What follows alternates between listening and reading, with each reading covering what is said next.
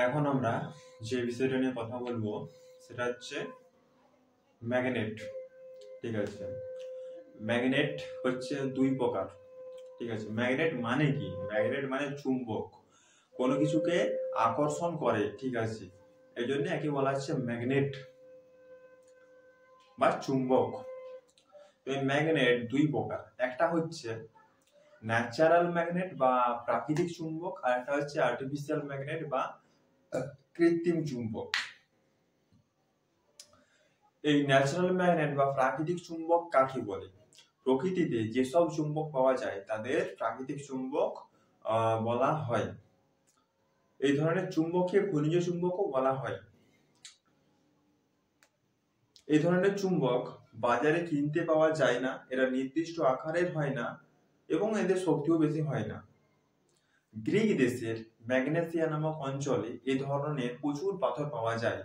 যেহেতু গ্রিক দেশের ম্যাগনেসিয়া নামক অঞ্চলে এই ধরনের পাথরটি পাওয়া গেছে, তাই এদের নাম রাখা হয়েছে ম্যাগনেটাইট, বর্তমানে যেটা আমরা ম্যাগনেট নামে পরিচিত। তো এই যে এই ম্যাগনেটটা পাওয়া গিয়েছিল, ঠিক আছে, এর মধ্যে কি কি গুণ লক্ষ্য করতে পাওয়া গিয়েছিল? ঠিক আছে, দুটি ধর্ম। ঠিক আছে, চুম্বকের হচ্ছে দুটি ধর্ম। একটা হচ্ছে আকর্ষণী ধর্ম, চুম্বকের আকর্ষণ ধর্ম আছে বলে চুম্বক লোহা, নিকেল, কোবাল্ট প্রভৃতি ধাতুকে আকর্ষণ করতে পারে। 2 নম্বর হচ্ছে দিক নির্দেশক ধর্ম।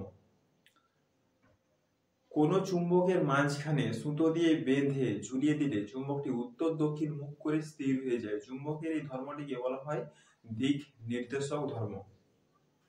তাহলে এতক্ষণ আমরা আলোচনা করছিলাম ন্যাচারাল ম্যাগনেট বা প্রাকৃতিক চুম্বক। এই ন্যাচারাল ম্যাগনেট বা প্রাকৃতিক চুম্বকের উদাহরণগুলি কি কি? একটা আছে লোডস্টোন, দিগদর্শন, প্রদর্শন, প্রস্তর। এই তিনটি হলো ন্যাচারাল ম্যাগনেট বা প্রাকৃতিক চুম্বকের উদাহরণ। তারপরে যাব আমরা আর্টিফিশিয়াল ম্যাগনেট বা কৃত্রিম চুম্বক। প্রথমে আমরা জেনে নেব যে আর্টিফিশিয়াল ম্যাগনেট কোনগুলো। আর্টিফিশিয়াল ম্যাগনেট হচ্ছে তোমার needle magnet, horseshoe magnet, bar magnet, ball ended magnet, এগুলো সবই হচ্ছে আর্টিফিশিয়াল ম্যাগনেট। এই আর্টিফিশিয়াল ম্যাগনেট আবার দুই প্রকার। কি কি? একটা হচ্ছে পার্মানেন্ট ম্যাগনেট আর একটা হচ্ছে টেম্পোরারি ম্যাগনেট। পার্মানেন্ট ম্যাগনেট কোনগুলো? যেগুলো মানুষ তৈরি করেছে, বানিয়েছে নিজেদের সুবিধার্থে। কোনখানে কোনটা লাগবে, কোথাও বার ম্যাগনেট লাগবে, কোথাও হর্সু ম্যাগনেট লাগবে, বিভিন্ন জায়গায় বিভিন্ন রকম লাগবে। ঠিক আছে, সেরকম অনুসারে মানুষ নিজেদের মতো করে বানিয়েছে, তার জন্য এটা পার্মানেন্ট ম্যাগনেট। পার্মানেন্ট ম্যাগনেটের উদাহরণগুলো কোনগুলো? এই যে তোমার বললাম needle magnet, horseshoe magnet, bar magnet, ball ended magnet, এগুলো সবই হচ্ছে পার্মানেন্ট ম্যাগনেটের উদাহরণ। এই পার্মানেন্ট ম্যাগনেটের শক্তি কিন্তু টেম্পোরারি ম্যাগনেটের থেকে অনেক বেশি স্থায়ী, মানে অনেক বেশি শক্তিশালী। ঠিক আছে, এই গেল আমাদের পার্মানেন্ট ম্যাগনেট। এরপরে যাচ্ছি temporary magnet. Temporary magnet or electromagnet, যেটা ইলেকট্রিসিটির মাধ্যমে ম্যাগনেটাইজ করা হয়।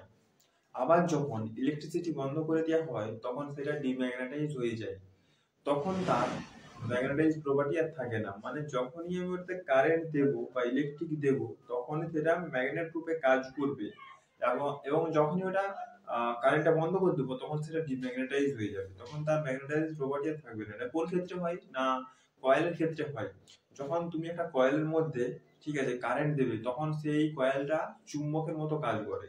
মানে তুমি যদি ওর সামনে কোনো লোহার টুকরো বা লোহা, নিকেল, কোবাল্ট এরকম জাতীয় পদার্থকে নিয়ে আসো, ঠিক আছে, তো ওখানে চুম্বকটা মানে ওই কয়েলটা আকর্ষণ করবে, কারণটা ইলেকট্রিকের সাথে সংযুক্ত করা হয়েছে।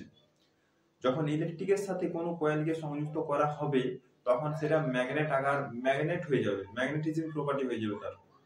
ঠিক আছে, তখন যে কোনো লোহার বস্তুকে ও আকর্ষণ করতে পারবে। আমাদের পৃথিবীতে যত রকম পদার্থ রয়েছে সবগুলোকে তিনটে ভাগে তাদের ম্যাগনেটিজম প্রপার্টি অনুযায়ী ভাগ করা হয়েছে। মানে যত রকম পদার্থ আছে সবগুলোকে তিনটে ভাগে ম্যাগনেটিজম প্রপার্টি অনুযায়ী ভাগ করা হয়েছে। 1 নম্বর হচ্ছে ফেরোম্যাগনেটিক সাবস্টেন্স।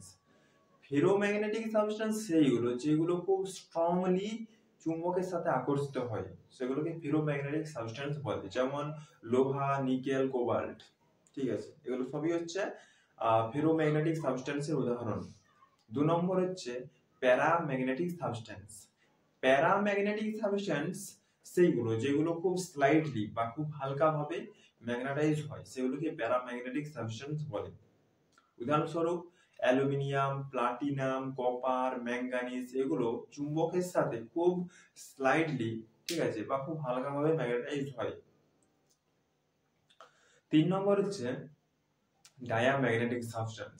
ডায়াম্যাগনেটিক সাবস্টেন্স সেইগুলো যেগুলো ধরতে চায় না বা আকর্ষিত করতে চায় না সেগুলোকে ডায়াম্যাগনেটিক সাবস্টেন্স বলে। যেমন কি কি? যেমন bismuth, sulphur, graphic, glass, paper, wood etcetera. এগুলো সবই হচ্ছে তোমার ওই ডায়াম্যাগনেটিক সাবস্টেন্সের উদাহরণ। এখানে তোমাদের মনে রাখতে হবে যে এয়ার হচ্ছে প্যারাম্যাগনেটিক সাবস্টেন্সের উদাহরণ, এবং ওয়াটার হচ্ছে ডায়াম্যাগনেটিক সাবস্টেন্সের উদাহরণ। আর যে পর্যন্তই দেখা হবে পরের ভিডিওতে, ঠিক আছে, অন্য কিছু টপিক নিয়ে।